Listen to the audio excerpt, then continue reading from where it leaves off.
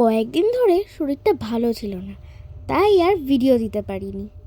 আজকের রেসিপি চিকেনের লাল ঝোল। প্রথমেই কড়াইতে তেল দিয়ে গোটা ধনে, জিরে আর তেজপাতা ফোড়নে দিতে হবে। আলুটা হালকা ভাজা হলে কুচনো পেঁয়াজ আর রসুন বাটা দিয়ে হালকা নেড়ে চেড়ে একটু আদা বাটা দিয়ে দিতে হবে।